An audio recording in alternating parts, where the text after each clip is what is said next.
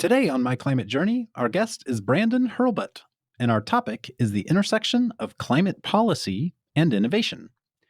Brandon wears multiple hats. He's co-founder at Boundary Stone Partners, a climate change-focused government affairs firm created in 2013 that operates at the intersection of technology, finance, and policy.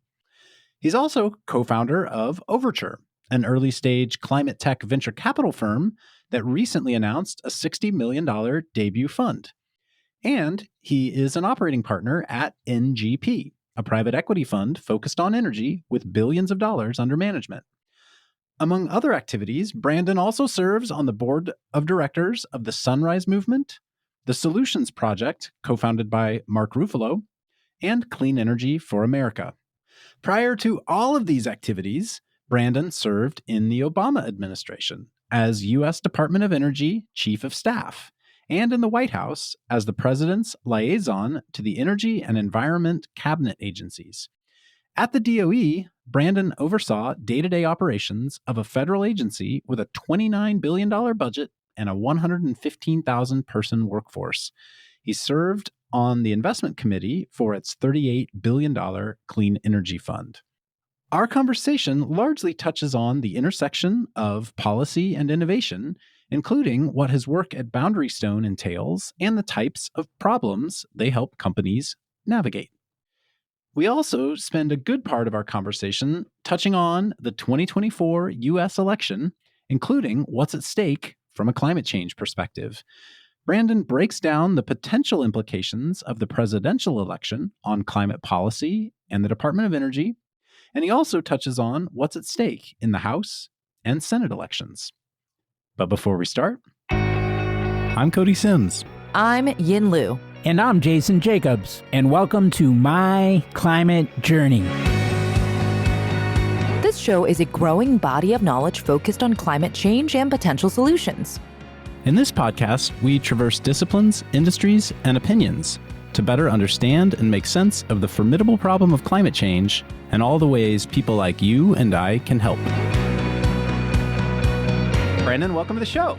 Thanks for having me. I'm really excited about this. Well, I'm excited too. I got to spend yesterday hanging out with your partner at Overture VC at the Upfront Summit all day here in Los Angeles. And so had a great time getting to know Shomik better there. Was he taking his victory lap on closing the fund? Hey, well, yeah, first of all, huge congrats to you on having closed your recent fund. $60 million, I believe, for investing in early stage climate tech is fantastic. Especially with the headwinds we faced last year. People thought there was going to be a recession. There was the SVB banking crisis. We're a first-time fund. So we're really proud of the accomplishment. I hear you loud and clear there, having gone through it ourselves with MCJ. I am excited to have you on because, boy, you've got some range. We can talk about early stage venture capital. We can talk about policy. We can talk about government. We can talk about growth equity. We can talk about political climate movement building. So other podcasts. So, hey, yeah, Arnold Schwarzenegger, apparently. So in light of all of that, let's pick those off all at once with a quick introduction on your end, and then we'll start diving into each of those areas. Sounds good. Why don't you start by explaining, right now you kind of have three fairly sizable main jobs, I guess would be the way to describe it. One with Boundary Stone, one with Overture, and one with NGP. Can you maybe describe a little bit about each of those? And then we'll talk about how you ended up where you are. Sure. I see it as one job. And that one job is to bring technology, finance, and policy together to solve climate change. And I do that in a couple of different ways. So on the policy front, I co-founded Boundary Stone a little over a decade ago, and it has now scaled to over 100 climate clients with over 50 policy wonks. It's a really great model because most of the DC firms do like access-based lobbying. We're very different. We hire people that have run these very important programs at the DOE and the EPA and transportation and the White House and have deep policy expertise on climate. It's climate only. And then on investing, I'm mobilizing that capital and technology. I do that with both Overture, which I co-founded, and we do the early stage climate tech seed Series A. And then NGP is growth equity.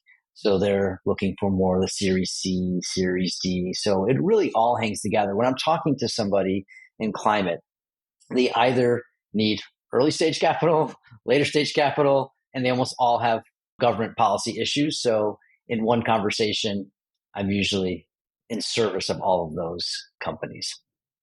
And in addition to that, you do work with the Sunrise Movement. You're on, I believe, the board of directors there. And you have been hosting a podcast for a while with, I believe it's sponsored by Arnold Schwarzenegger or something like that. And I think, a co-founder or at least on the board of what's now Clean Energy for America, which was Clean Energy for Biden in the lead up to the 2020 election. Share a little bit more about each of these activities too.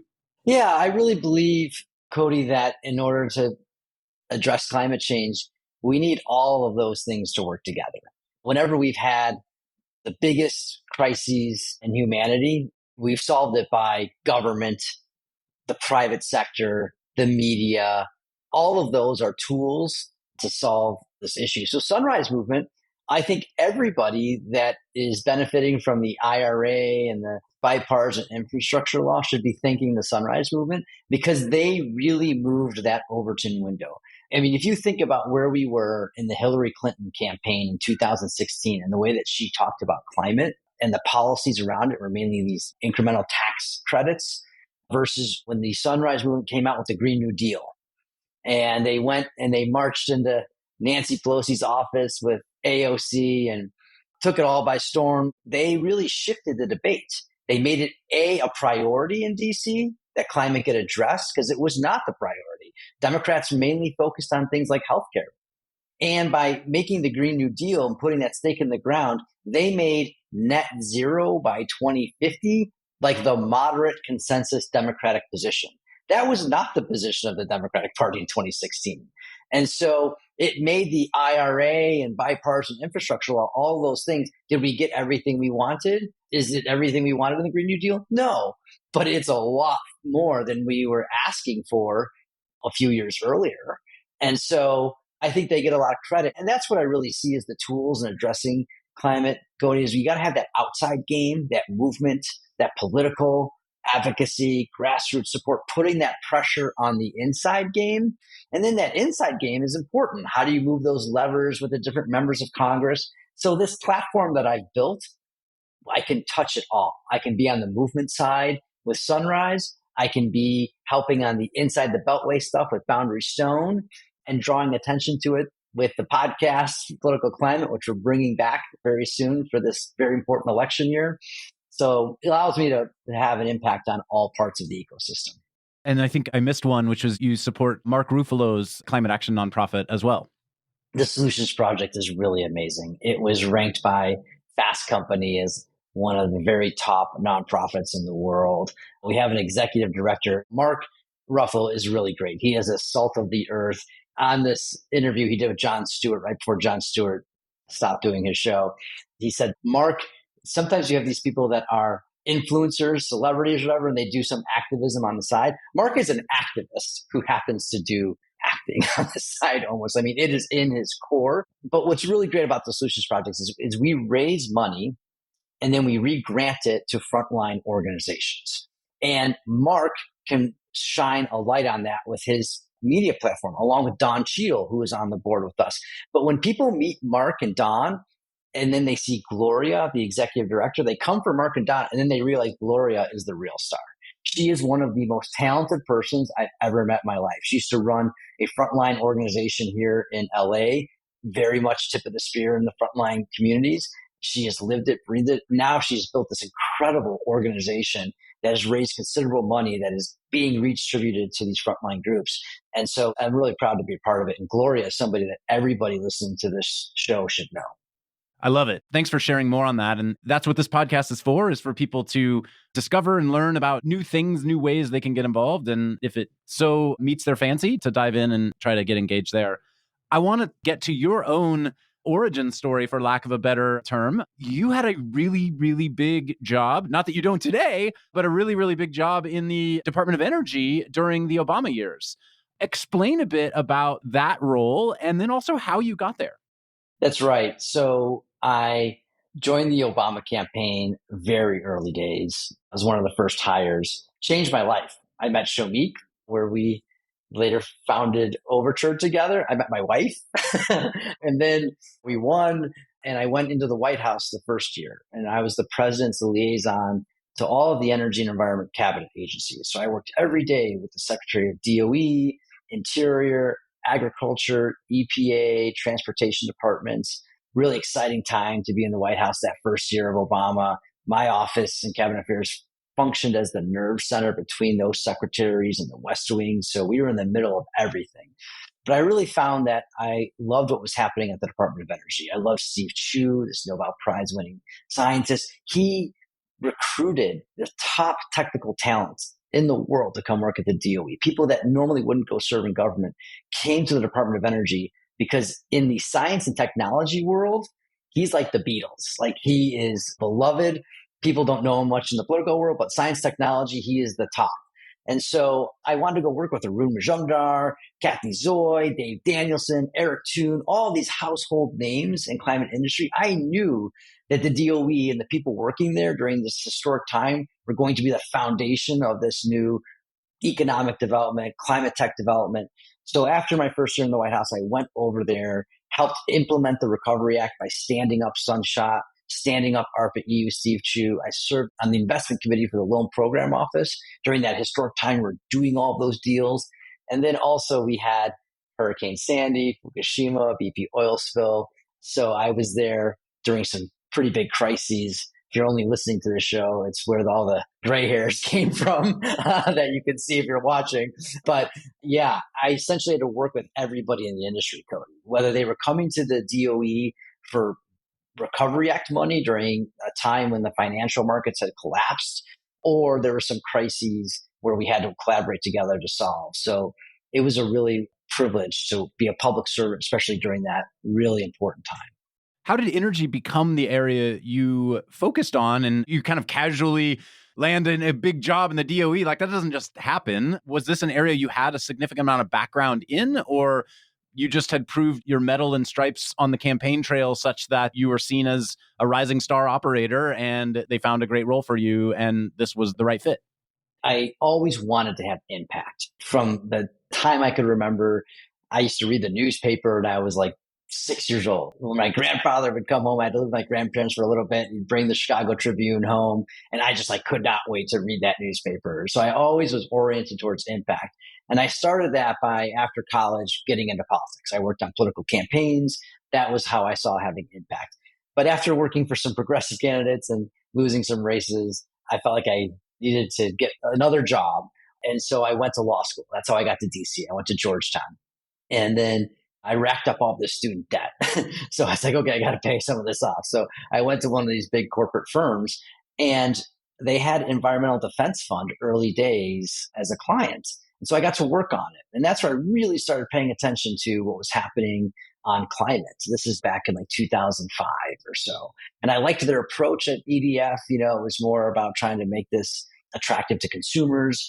And so I started reading more. I was reading Tom Friedman and all this stuff back then. And I was like, okay, I really think I want to dedicate my life to this issue. And then Obama announced he was running for president. I left the law firm, joined the campaign. And when we had to submit our resumes after we won for the transition team, I highlighted this work that I'd done with the Environmental Defense Fund as a lawyer. And so that's how I got onto the transition team for energy and environment personnel. And then I advocated to play that role in the White House next. And that's how it all started. That's awesome. What a good story. Well, thank you for sharing sort of the background and the origin story. And then Boundary Stone, I believe you founded it a little over 10 years ago now in 2013. Let's dive into that a bit more deeply. What does a political, how would you describe it, advisory firm, I guess? How does it work? What do you do? What do companies who come to you looking for assistance typically look for help with? Is it navigating the existing policy environment? Is it lobbying for future policies? Is it working through permitting requirements on a project they already have underway? Is it a little bit of all of the above? Share a bit more. Yeah. So when I started the firm, I really wanted to bring climate tech, policy, and finance together under this platform. But in 2013, we were coming out of the clean tech 1.0 hangover where people got wiped out. If you said, I want to raise a clean tech fund in 2013, like you were treated like a leper. People like ran from you, right? There was not as much of an industry, and climate was not a policy priority in DC. So it was an interesting time to start a company that was going to bring all those things together. But we grew the company every single year. And I had to wait a little bit on developing the venture fund until the timing was right because 2013 was the worst time. So we just started growing the advisory business. And the advisory business does really three things. It's really one, policy design. So we had Q Cells came to us a couple years ago and said, we cannot compete with these Chinese panels on price. We're hoping to work with you on the tariffs. Our team said, actually, the tariffs aren't the best politics. Let's come up with a tax credit that will just make your domestically produced solar panels as cheap as the Chinese panels. So our team worked with them to create this Solar Energy for America tax credit, and then worked with the senators from Georgia, Ossoff and Warnoff, to introduce that tax credit, and then worked with the Senate to implement that or to advocate for it. And so that ended up becoming the foundation of the 45X, Advanced Manufacturing Production Tax Credit, in the IRA. And the folks in the Senate really liked that. They started building in other parts of it, like critical minerals. So we do that design. We do advocacy, and advocacy can have sort of three legs of the stool. One is lobbying when you need it. If you got to contact government officials, we have lobbyists that can do that. It's stakeholder organization and management. You always, in advocacy, want to get other champions to advocate on your behalf, other allies. So our team will work with NGOs, other industry partners, labor unions, environmental justice groups to build that stakeholder coalition. And then strategic communications. How do you influence what policymakers are reading, that where they form their opinions and judgments? So that's really the advocacy piece. So once we determine there's a policy we want to advocate for or how to implement a certain policy. So, the Congress passes a lot of policies, sends those over to the executive branch, and it's up to the DOE or the Treasury Department how they want to implement that. And we will advocate for an implementation that would help the industry and our clients. And then the third bucket is just really advisory on just sort of the what is. So we're doing a lot of that right now. We launched this big project and had a webinar on it recently about election 2024. Many people are wondering what could happen with the election and what are those impacts on the IRA and the bipartisan infrastructure law and such. So that's not really you're trying to influence something or to get a certain outcome. It's just the what is, right? So what are the impacts? What does this mean for me? And with the advisory business, what we really try to do is just help leaders make more informed decisions. So we can plug in our analysis to what they're doing as they're planning for the next couple of years or they're wondering about the impact on something, and we just help them make better decisions. Well, we're going to spend a bunch of time in this conversation on the third piece there, which is the what is potentially going to happen with the election and what might the implications be. Before we go there, I want to double click in on a couple of these areas that you were talking about around the policy design and the advocacy side. On the policy design, it strikes me you mentioned with 45X, for example, working with Senators Ossoff and Warnoff. They didn't come into office until 2020. Boundary Stone was founded 7 years prior to that. It strikes me that on policy design, you have to have sympathetic policymakers in office to get stuff actually done. How involved do you get on the electoral side of things in the first place to try to get the right policymakers in office for the policies that you're hoping to see be enacted? We don't really get involved on the electoral side. Boundary Stone is really policy design, advocacy, and advisory. The electoral and political stuff is separate. So that's what I really do with like Clean Energy for Biden. I helped start that you mentioned and turned into Clean Energy for America. So that's really the vehicle to get involved in the elections. But yeah, Boundary Stone is really like policy wonks and experts that help you engage and navigate with the current government, whatever that government is, whether it was the Trump administration or the Biden administration. And is it mostly federal policy focused? It is mostly federal policy focused today, but we're going to be able to make some announcements coming up where Boundary Stone will be able to scale even more rapidly. And state, local is an area of interest for us. I believe that if you have a change in political control across the federal government, the states, the blue states, will band together, form regional compacts, coordinate policies. We want to be in the middle of that. Plus, a lot of this happens at the state level. A lot of federal money gets sent to the states. There's PUCs and whatnot that have big impacts on our industry. So we want to expand into state and local markets. So look for that to come. Also, internationally, this is a global problem. And we want to start working with other countries and build the boundary stones of Europe and other places. So we are going to be active on that. So I'm hearing you say electoral advocacy, not really purview of Boundary Stone. That's the purview of like a Clean Energy for America, for example. Policy design, very much in your purview. And that would require finding an elected official in the federal government who could be your sort of initial architect and sounding board together, and then ultimately your conduit for navigating whatever legislative body they sit in to help that be realized ultimately. And then let's talk a bit about the advocacy side, which is more helping to broadly, I guess, evangelize why something matters, kind of doing the lobbying work ahead of a policy. Is that the right way to think about the advocacy work you do? It can be, but it can also just be on advocacy, helping a company, whether it is a startup or a Fortune 500 company or anything in between, partner with the US government to help scale the company. And you can partner in many different ways. And so what we really do, our clients are across all parts of the climate ecosystem, from power generation and storage to building decarbonization to clean transportation to industrial emission reduction. We work with all of those climate technologies. And there are really innovative ways that you can partner with the U.S. government. Sometimes it can be a grant. That's usually what people think of first. There's all this money out there. How do I get some of that grant money? We can help with that because a lot of the stuff is new. These are new programs. The Office of Clean Energy Demonstration, many of these programs in the Inflation Reduction Act are new, and they're implementing it in real time. And so how can you help shape that implementation to enhance your technology and help your company grow? So we do a lot of that. But there's also other tools like public-private partnerships. There can be partnering with a national laboratory on technical assistance. There can be government financing programs like the Loan Program Office, or the Department of Agriculture has the Rural Utility Services Loan Office. So we can help you with debt products with the U.S. government.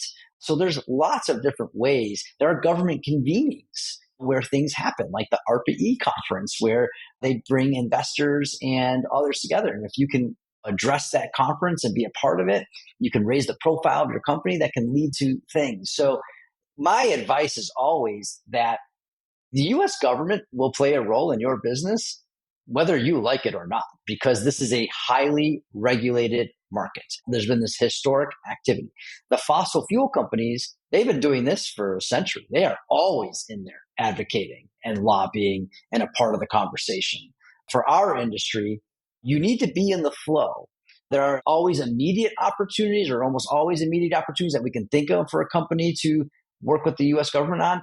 But getting into the flow can create opportunities down the line in the future that you don't even know about until you get into that conversation. So it's really about helping facilitate between the U.S. government and these climate technology companies. The way I often frame it, Cody, is that if you think about these sort of capitals, industry capitals we have in this country, you have Silicon Valley, which is one language.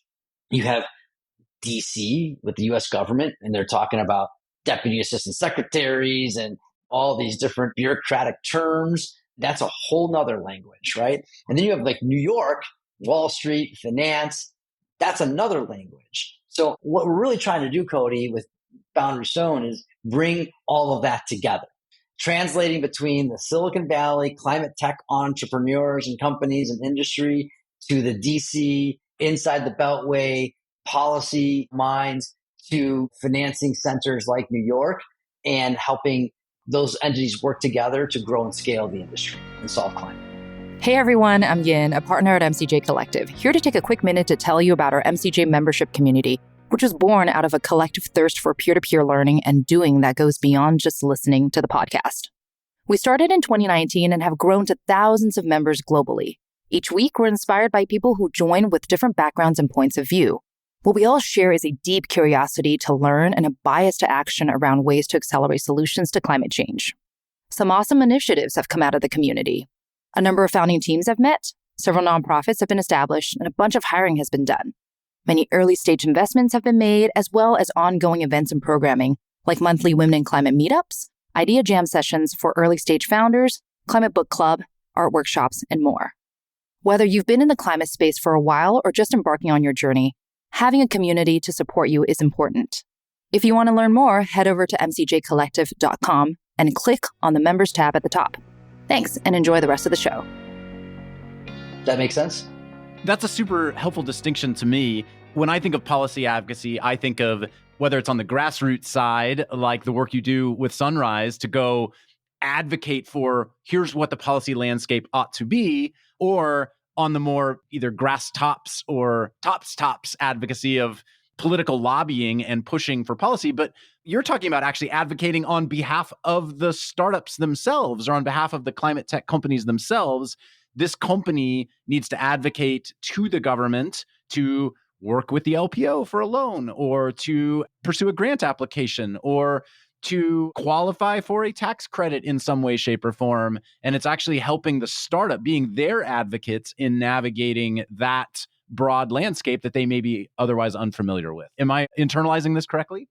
Yeah, I'll give you a great example, Cody. And it's a good example of how Boundary Stone and Overture work together. So at Overture, our first investment was in Antora, which is a thermal battery technology. They essentially use renewable power to heat up these blocks. It releases heat to do process heat for industrial processes like smelting We've had them on the iron. pod, so folks can go great. listen to the archive with Antora. It's a great episode. Fantastic. So Overture, that was our first investment ever, was Antora. So we make the investment, then we bring in the Boundary Stone team, which they get as part of the Overture investment. And so our Boundary Stone team looked at the landscape analysis of what are the opportunities for Antora to partner with the US government. And we looked at the 45X tax credit, because if they could get that tax credit, that would be really beneficial for them. But they weren't eligible for it because in the US Congress, they hadn't contemplated that type of technology. If you've met many of these members of Congress, that shouldn't be a surprise to you. So what we developed was a public policy advocacy campaign where we got stakeholders involved who care about industrial emissions. And there's these different entities. This is very confusing for a startup. Like, how does that happen? You have the DOE with all the technical expertise that is a part of that conversation. You have the Department of Treasury, where you've got some policy folks, but you've also got the IRS lawyers, and they're pretty risk averse. They just don't want to be sued. Then you've got the White House in John Podesta's office that's overseeing all of the IRA implementation. So what we were able to do was help educate folks in the government to say, look, industrial emissions are a big problem. You're trying to solve them. You could catalyze that by allowing some of these technologies like thermal batteries to be eligible. And also, the technology is moving fast. And we advocated, like, be over-inclusive, cast a wide net, because you don't want to be too prescriptive in how you're implementing this and give all these other new technologies that might evolve and develop over the next couple of years a chance to compete. If you catalyze them, some winners will emerge and you'll make a big progress in industrial emission reduction. And so that argument prevailed. And when the Treasury Department released their guidance last December, thermal batteries were specifically called out as being eligible. That's great. I hear similar type of pathways right now being contemplated around 45Q for non-direct air capture or carbon point source capture solutions, right? 45Q currently doesn't contemplate any kind of solid carbon capture, whether it's a biomass or bio-oil or any of that type of thing. If you're sequestering carbon in that way, it's not 45Q eligible. And I hear a lot of startups like saying, hey, we need to help extend 45Q to be inclusive of these other carbon capture methodologies in addition to just direct air capture or point source capture. So that would be an example where these startups potentially could come to you and say, hey, help us figure out how to do this. Am I thinking about this the right way? Absolutely. I think any startup or essentially any climate company can come to us and say, what are our best opportunities with the US government to partner that can help my company? And Boundary Stone will help. They'll basically be able to tell them, here are short-term, medium-term, long-term opportunities, and work with the company to figure out a strategic plan and how to execute on that. Okay, so let's go to the third pillar you mentioned Boundary Stone does, which is just help organizations understand the current state of things. And particularly the big state of things that's up in play right now is the 2024 election. I would love to hear your thoughts on what's at stake in the 2024 election from a clean energy perspective. There's a lot at stake. I mean, during the debt ceiling negotiations last year, the House Republicans tried to repeal the IRA. So the consequences and the stakes are high in 2024. And we are doing a lot of thinking. There's a lot of nuance in this. And what I see out there is a lot of hot takes like, oh, if Trump wins, the whole thing will be repealed, or Biden wins, everything will be safe. There's a lot more nuance to that. So we have over 50 policy wonks going through every single one of these provisions and providing very nuanced analysis. But at the high level, I think we can likely expect divided government, because if you look at the Senate, the Democrats currently have the majority, but the map is not favorable. So that could easily become Republican. The House is a coin toss. It's 4 seats. There are 5 to 10 competitive seats just in New York and California. There's an easy pathway for the Democrats to get there, but it's going to be really close. And then I think the presidency is going to be a nail biter. So when you've got 2 of these 3 chambers are essentially a jump ball, or maybe all 3, I think you likely end up with some split. And I think that there are certain provisions of the IRA under that are like more safe than, well, I would say if it's split, the IRA is safe.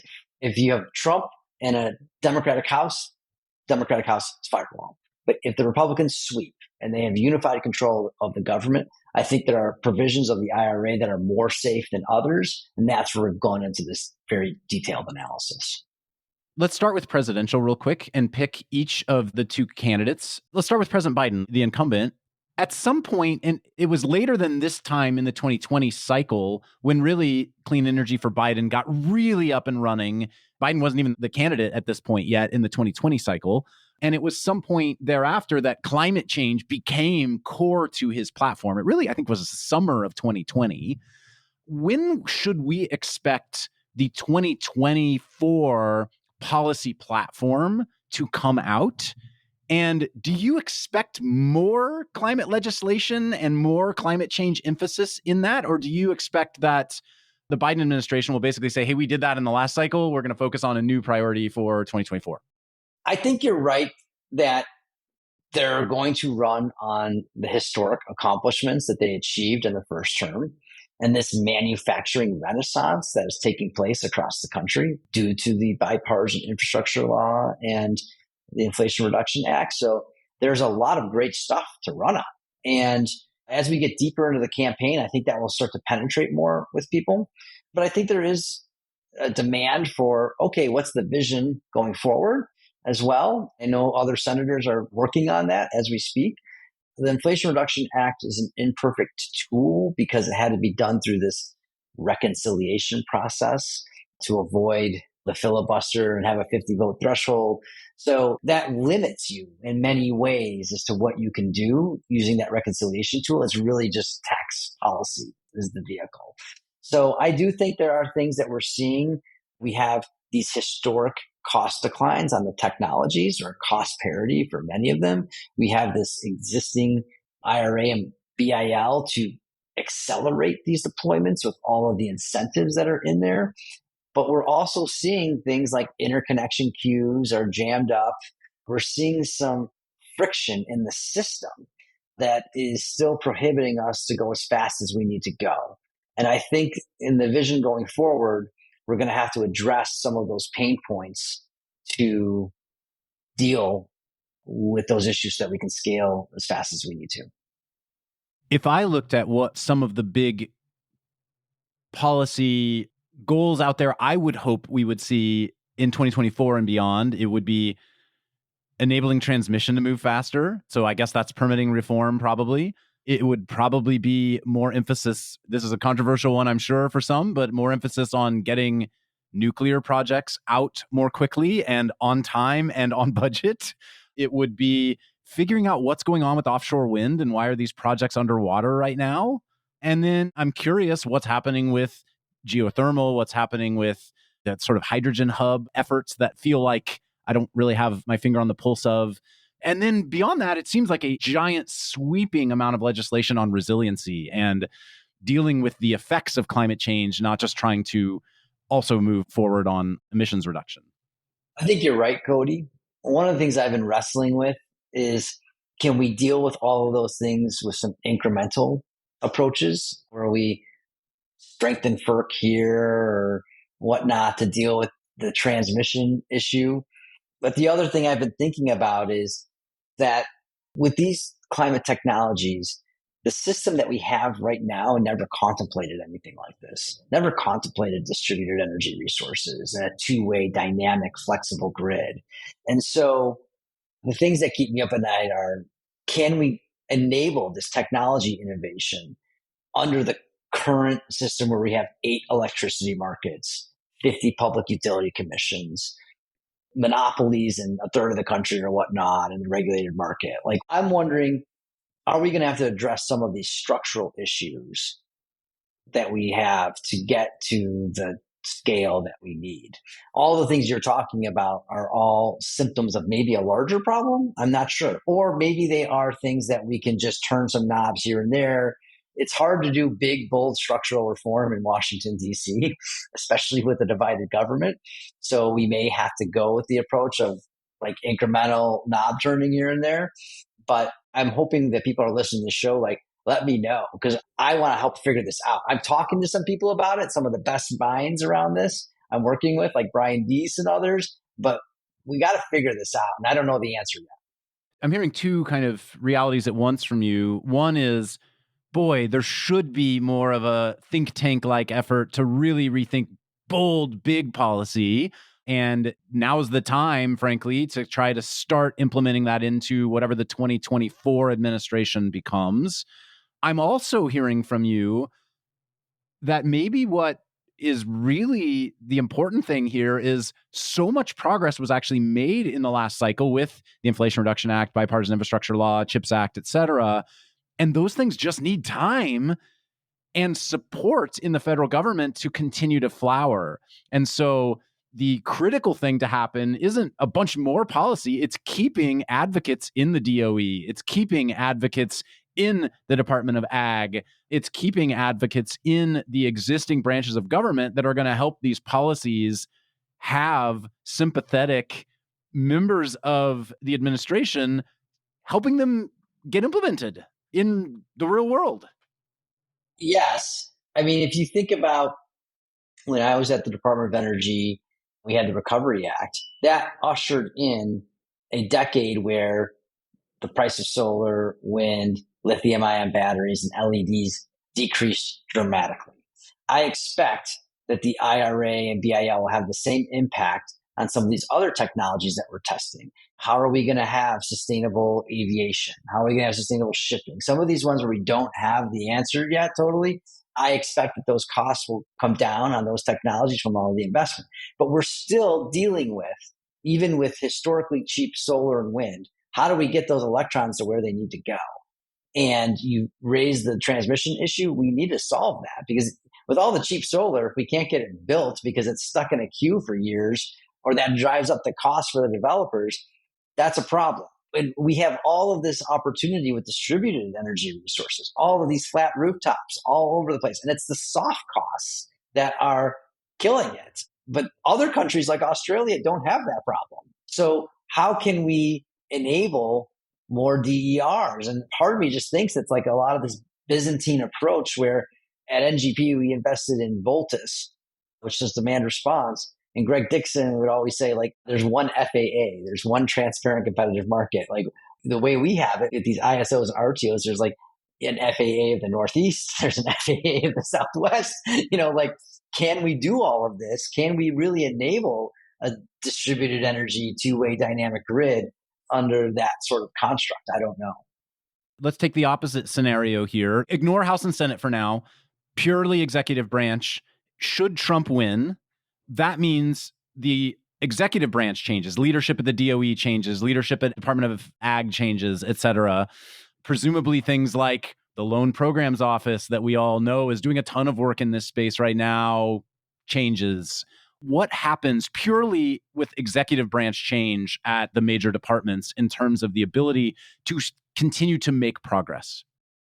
So if you're listening to this show and you're wondering whether you should get involved in the politics and the elections, and you're wondering, should I write a check or what I should do? If Trump wins, last time we had Rick Perry as the Secretary of the DOE. Rick Perry, he's from Texas, they have wind, and he's somebody that you could work with. I do not believe we get somebody like Rick Perry running the DOE again. I think it's going to be a Trump second term will be purists and just loyalists. They have kicked out the Liz Cheneys and all of these other people that were business-minded conservatives. And now it is just deep loyalty to Trump. And I think you get into the Marjorie Taylor Greenes, the Lauren Boeberts. So the Trump presidency, his impact on the executive branch would be really hard. I think things like the Loan Program Office, the last time they had that, they didn't do really loans, right? So if you're expecting to get this cheap debt for your project, they didn't do that last time. If you look at like the new things like the Greenhouse Gas Reduction Fund over at the EPA, the $27 billion fund, I don't think they're going to do much with that, right?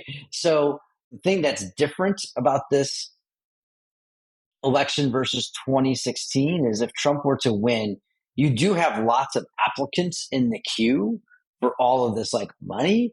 And I think we could go out and organize them to go to Republicans in the Congress and whatnot to say like, look, if you don't mess with this, we will build this project in your district and you will get these jobs and these benefits. And if you aggregate all those up, it might be compelling. And that's our best chance to like influence that executive branch.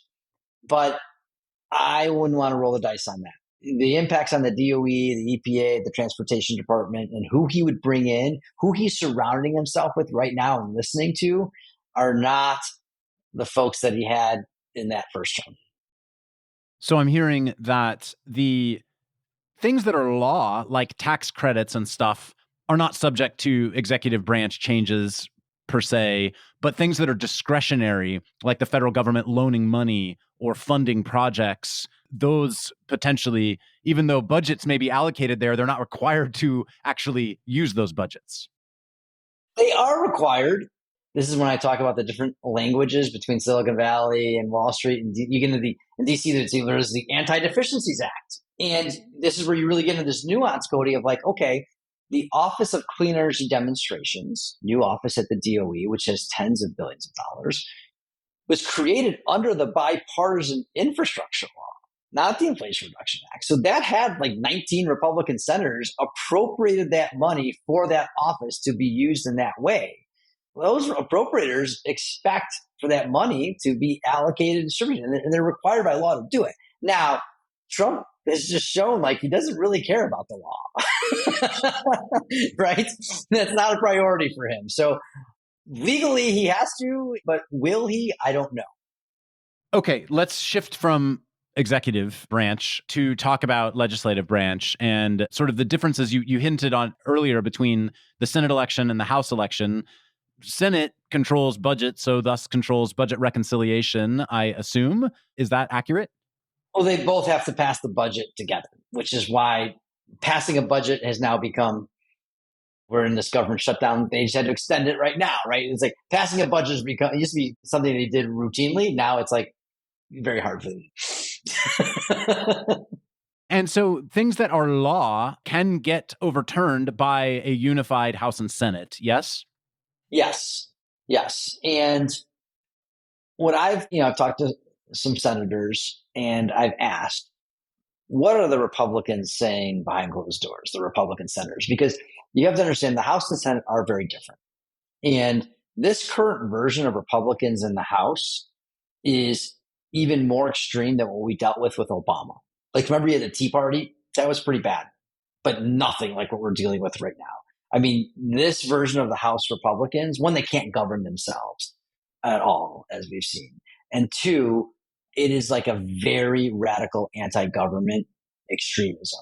It's actually very dangerous. I mean, many of those Republicans didn't want to certify the election. They don't believe Joe Biden is the president, despite the fact that they've counted the votes so many times.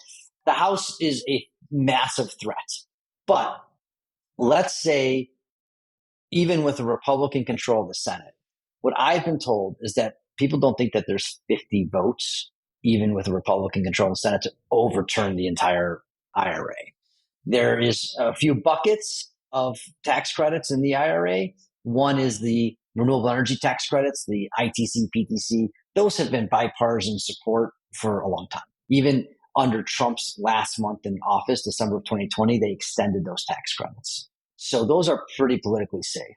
And then you get to these newer tax credits around manufacturing, like the 45X and whatnot.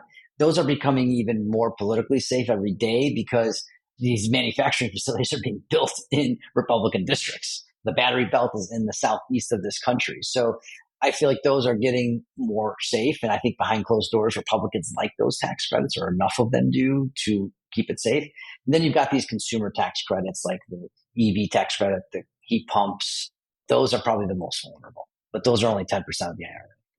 What policy areas in the entire sort of clean energy, renewable energy, emissions reduction space are most bipartisan? I will take a shot at it. You tell me if I'm wrong or right. Yeah, go for it. Hydrogen, geothermal, permitting reform. Those are the ones that jump to my mind. Yeah, I think bipartisan means Republicans support, and Republicans are tied to the fossil fuel industry. So if it can preserve existing assets in the fossil fuel industry, Republicans like it. And so hydrogen does that. You would need to use the infrastructure that we have with pipelines and whatnot. So that's why that has bipartisan support. Geothermal, you need to drill. So drilling techniques that the fossil fuel industry has used could be adapted with geothermal. So yeah, I think you're right. Permitting reform, this is an interesting one because Republicans have always supported that. And Democrats use permitting to obstruct fossil fuel development. That was the lever that they could use to stop fossil fuel plants being built in like environmental justice communities. So historically, Democrats have been supportive of like all those regulations, but now there's an education going on to say, look, the stance that you've had historically, which we understand because who wants these toxic pollutants in your community, but it's now preventing the good stuff from being built. And there's education awareness going on around that.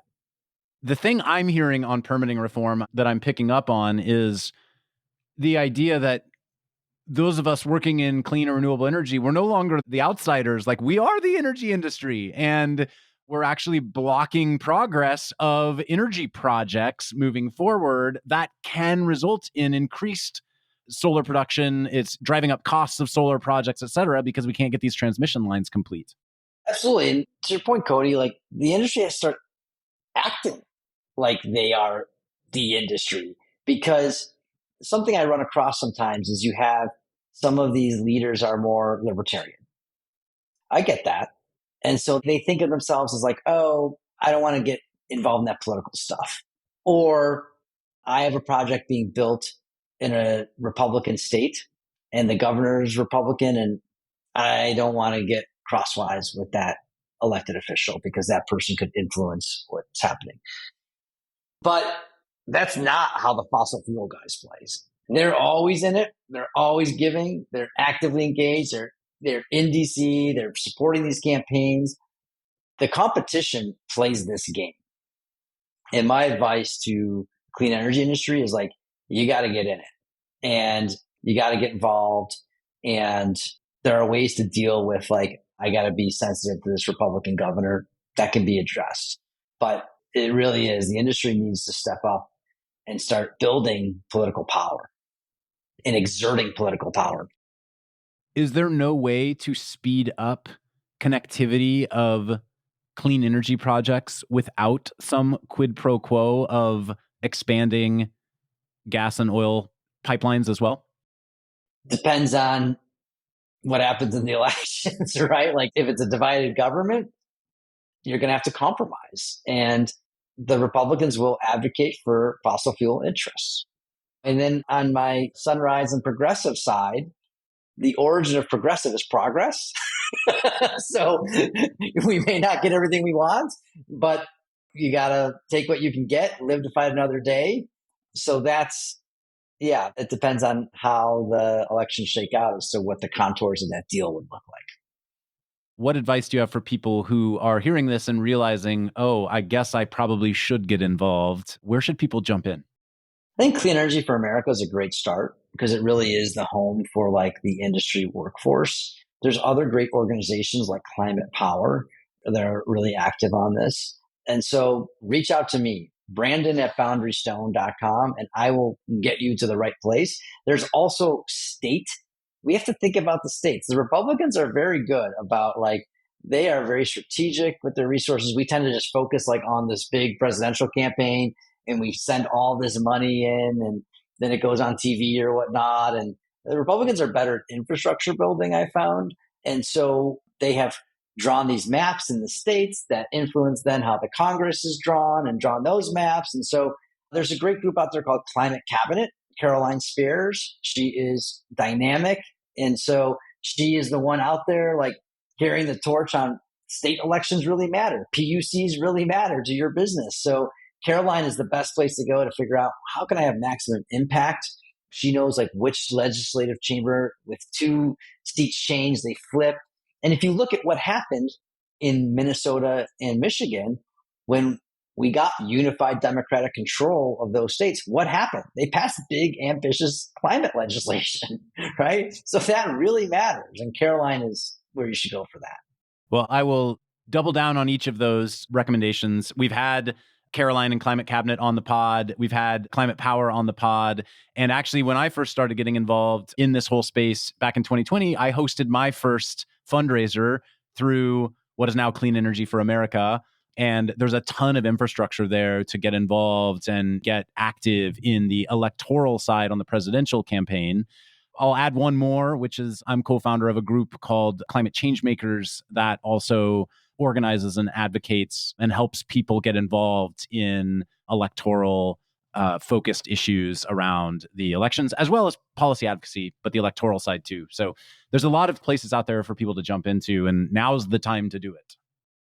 Thank you for saying that, Cody. We need everybody to scream it from the rooftops. Brandon, what else should we talk about? What else do you want to chat about before we wrap up today? I just, I'm like a radical collaborator. I just love working with people. And so I hope you heard on the show, this platform, I think anybody that's listening can plug into some way. So if you have early stage deals, you're an entrepreneur, you're looking for Series A seed investment, come talk to us.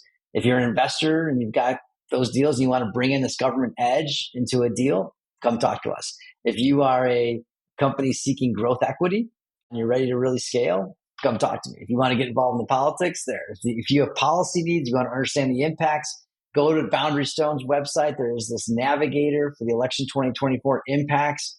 We did a webinar. You can watch it, but come talk to us. We have a whole product that we're rolling out around that. If you have some needs in partnering with the federal government, come talk to me. We'll have Political Climate coming back. And so we'd love guests for the show. And we're really excited. I've really seen this industry and movement grow over the last 15 to 20 years. And it's exciting. And it's a great community too. I mean, everywhere I'm out there working with people in climate, they're in it for something bigger than themselves. And that's really an awesome thing to bond around. Well, Brandon, thanks for all that you do on all of these different vectors. And thanks for joining us today to share more about them. Such a privilege, Cody. Thank you for having me. We'll have you on Political Climate. I love it. Let's do it. All right. Thank you. Thanks again for joining us on the My Climate Journey podcast. At MCJ Collective, We're all about powering collective innovation for climate solutions by breaking down silos and unleashing problem-solving capacity. If you'd like to learn more about MCJ Collective, visit us at mcjcollective.com. And if you have a guest suggestion, let us know that via Twitter at MCJPod. For weekly climate op-eds, jobs, community events, and investment announcements from our MCJ venture funds, be sure to subscribe to our newsletter on our website. Thanks, and see you next episode.